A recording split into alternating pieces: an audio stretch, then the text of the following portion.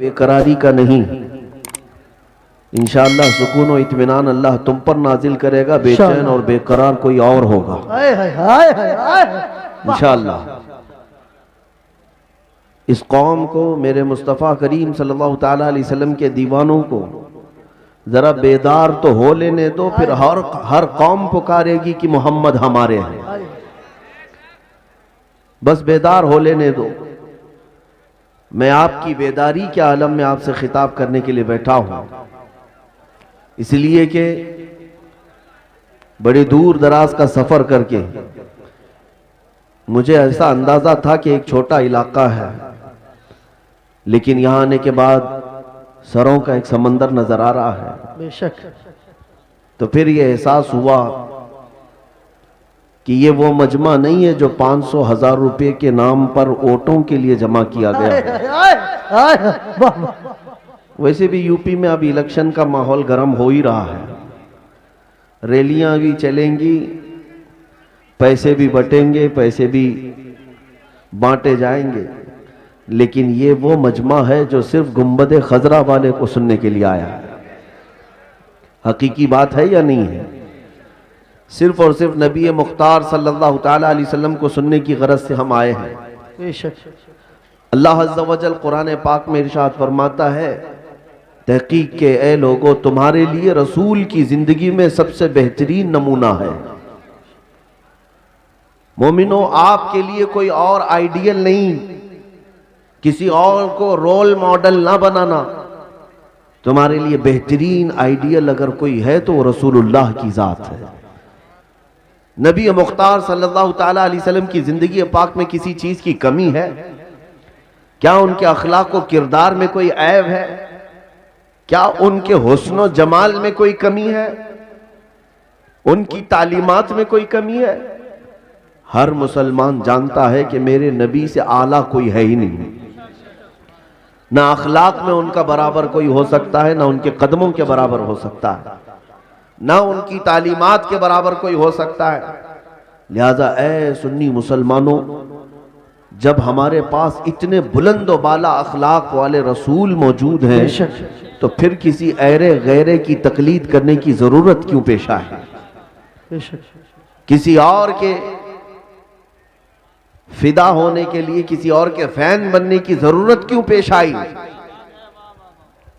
तकलीद से मुराद मैं यहां मजहबी तकलीद की बात नहीं कर रहा हूं, जो हनफी, शाफई, मालिकी, हम्बली, यहूद और नसारा के पीछे चलना, कुफार और मुशरिकीन के तौर तरीके को अपनाना। मुसलमानों, ये आपको जेब नहीं देता।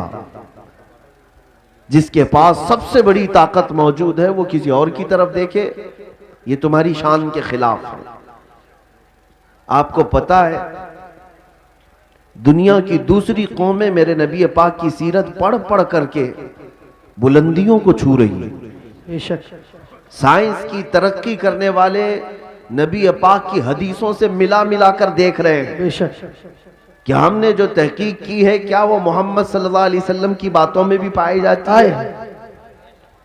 आपको मैं एक बात बता दूं, आपको हकीकत में मालूम ये नहीं है कि तुम्हारे पास दौलत कितनी बड़ी है। उस साइंटिस्ट की बात मैं आपके सामने करता हूं जिसने सबसे पहले वो डार्क स्पेस, समंदरों में, ओशियन सी में, अटलांटिक ओशियन में एक ऐसी जगह है जो इतनी अंधेरी है कि हाथ भी निकालो तो नजर नहीं आएगा। इतना अंधेरा है वहां पर कि सूरज की रोशनी भी नहीं पड़ती। ये समंदरों के बीचों बीच एक जगह ऐसी आती है, तो सबसे पहले जिसने ये जगह खोजा, तलाश किया और फिर आकर के कौम को बताया कि समंदर में मैंने एक ऐसी जगह देखी है जहां सूरज की रोशनी पड़ती ही नहीं है और इतना अंधेरा है कि आदमी अपने हाथ को भी नहीं देख सकता। तवज्जो चाहता हूं, 18वीं सदी में उसने ये इंकशाफ किया, तहकीक करके मालूम किया। अब जब उसने आकर के यहां ये बात बताई, एक आलिम दीन ने कुरान की आयत पढ़कर सुनाई। अल्लाह तबारक व तआला कुरान पाक में इरशाद फरमाता है सूरह नूर में, औ कज़ुलुमातिन फी बहरिल लुज्जी यग़शाहु मौजुम मिन फ़ौक़िही मौजुम मिन फ़ौक़िही सहाब ज़ुलुमातुन बअदुहा फ़ौक़ बअद इज़ा अख़रज यदहु लम यकद यराहा। कुरान पाक में अल्लाह ताला फरमाता है कि एक ऐसी जगह है जहां अंधेरियों पर अंधेरियां हैं, और अगर आदमी अपना हाथ भी निकाले तो उसे हाथ भी नजर नहीं आएगा। कुरान पाक में ये आयत मौजूद है। जब एक आलिम दीन ने उस अंग्रेज को, साइंटिस्ट को ये बताया कि जो तुम खोज करके आए हो 1400 साल पहले मोहम्मद सल्लल्लाहु अलैहि वसल्लम ने ये बताया है, आए हैं सुभान, कुरान पाक में मौजूद है, तो उसकी हैरत की इंतहा न रही। अब तवज्जो चाहता हूं मेरे अजीज, अब वो तहकीक में लग गया कि मैं समंदरों के सफर का माहिर आदमी, समंदरों में उसने जिंदगी गुजारी अजीब व गरीब चीजें निकालने के लिए। अब जब उसे यह पता चला कि मोहम्मद सल्लल्लाहु अलैहि वसल्लम मुझसे 1400 साल पहले ये बात बता चुके हैं, 1300 साल पहले, तो अब हुजूर की सीरत पढ़ना शुरू किया कि देखें उनको समंदरों का इल्म कितना था, पेश वो समंदर के कितने माहिर थे। तवज्जो चाहता हूं, वो हैरत में उस वक्त डूब गया जब हुजूर की जिंदगी पढ़ करके उसे ये पता चला कि 63 साला हुजूर पाक की जाहिरी जिंदगी में कभी हुजूर ने एक बार भी समंदर का सफर किया ही नहीं था। बेशक रसूल पाक सल्लल्लाहु ताला अलैहि वसल्लम समंदर के सफर में कभी तशरीफ नहीं ले गए, इत्तेफाक नहीं हुआ। अब वो शख्स कहता है जो कभी समंदर का सफर भी नहीं किया, वो अटलांटिक ओशियन में मौजूद किसी डार्क स्पेस की खबर देता है, तो फिर ये अपनी जानिब से नहीं दे रहा है, बल्कि इसे उसी ने बताया होगा जिसने समंदरों को कायम किया। नारे तकबीर, नारे रिसालत, मसलके आला हजरत उलमाए अहले सुन्नत मुफ्ती सलमान नजरी साहिब क़िबला। ये बात मैंने क्यों अर्ज की, मुझे बताओ ऐ मेरे अजीजों, दुनिया नई नई खोज, नई नई रिसर्च के बाद जो चीजें ले आती है और फिर उसे मिलाकर देखती है, तो उन्हें पता चलता है नहीं, नबी पाक सल्लल्लाहु ताला अलैहि वसल्लम ने ये पहले ही बताया था। इंग्लैंड के एक मुहक्किक ने, एक दानिश्वर ने अपनी तहकीक में ये कहा कि चांद की तहकीक पे ऐसा लगता है कि कभी ये फटा हुआ था। अल्लाह, ये भी तहकीक कई सैकड़ों साल बाद की है। तब किसी आलिम दीन ने यह कहा इक़्तरबति साअत वन्शक़्क़ल क़मर। कुरान पाक में भी आया है और हुजूर पाक का मौजिज़ा भी है कि आपने अपनी उंगली के इशारे से चांद के 2 टुकड़े फरमाए। सुभान, इनको तहकीक 1000 साल के बाद हो रही है, 1200 साल के बाद इन्हें पता चल रहा है।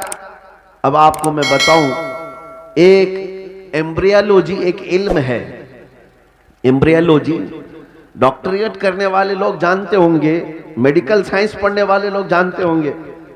एम्ब्रियोलॉजी का मतलब होता है बच्चा पैदा होने का जो प्रोसेस है मां के पेट में, ये कैसे होता है। आज तो मशीनें आई ना, सोनोग्राफी है, सीटी स्कैन है, एक्सरे है, स्कैनिंग है, ये सब चीजें करने के बाद डॉक्टर बताते हैं कि बच्चा कितने हफ्ते का बना, हार्ट बीट चल रही है कि नहीं चल रही है, बच्चा कितने महीने का हुआ। ये एम्ब्रियोलॉजी का इल्म जो आया है ये 15वीं सदी के बाद आया है, 15वीं सदी के बाद आया। मैं आपको बताता हूं, आज ये सारी दुनिया के डॉक्टर इस बात पर इत्तेफाक रखते हैं कि मां के पेट में पहले नुत्फा जाता है, उसके रहम में नुत्फा जाता है, फिर नुत्फा क्या बनता है, डॉक्टर सब कहते हैं एक च्युइंगम की तरह चिपचिपा हुआ, चिंगम की तरह चिपचिपा हुआ एक छोटा सा खून का लोथड़ा बनता है, जिसको अलका कहते हैं। अरबी में अलका चिंगम को भी कहते। तवज्जो चाहता हूं, उसके बाद फिर ये डॉक्टर्स कहते हैं खून के लोथड़े के बाद फिर बगैर हड्डी का गोश्त बनता है, नुत्फे से गोश्त बनता है। फिर थोड़े दिनों के बाद, महीने के प्रोसेस के बाद डॉक्टर्स कहते हैं कि उसके अंदर हड्डियां आती हैं, हड्डियां आने के बाद फिर चमड़ा आता है, फिर बाल आते हैं। ये प्रोसेस है 9 महीने का। ये आज की तहकीक के बाद सारे डॉक्टर्स मशीनों से निकालने के बाद इस बात को यहां दुनिया के सामने पेश कर रहे हैं। मगर मैं उस जमाने की बात कर रहा हूं जब साइंस का वजूद भी नहीं था, जब ना एक्सरे मशीन थी, ना सोनोग्राफी, ना सीटी स्कैन, कुछ भी नहीं। लेकिन मेरे आका सल्लल्लाहु तआला अलैहि वसल्लम की जुबान नाज से वही ये कुरान, वही ये इलाही निकलती है। सुम्मा खलकना नुतफत अलकतन फखलकनल अलकत मुदगतन फखलकनल मुदगत इज़ामन फकसौनल इज़ाम लहमा। अल्लाह फरमाता है हमने नुतफे से अलका बनाया, चिंगम की तरह चिपचिपा, फिर अलके से हमने मुदगा बनाया, मुदगा कहते गोश्त के टुकड़े को। फिर अल्लाह ताला फरमाता है फकसौनल इज़ाम फखलकनल मुदगता इज़ामन, फिर हमने उस मुदगे के अंदर हड्डियां रखी, गोश्त के अंदर फिर हड्डियां आई। फिर अल्लाह फरमाता है फकसौनल इज़ाम लहमा, फिर हमने हड्डियों पर चमड़ियां डाली। तुम अंशअनाहु खल्कन आखर फतबारकल्लाहु अहसनुल खालिकीन। मेरे अजीजों, बायोलॉजी पढ़ने वाले स्टूडेंट्स अगर हैं, साइंस के, साइंस पढ़ने वाले तलबा हैं, तो जाकर फिर से एक बार चेक कर लेना और कुरान की आयत जो मैंने तिलावत की सूरह मोमिनून की फिर से पढ़ लेना, तुम्हें पता चलेगा कि एम्ब्रियोलॉजी का पूरा इल्म रसूलुल्लाह सल्लल्लाहु तआला अलैहि वसल्लम की जुबान से अल्लाह ने कुरान पाक में बयान फरमाया।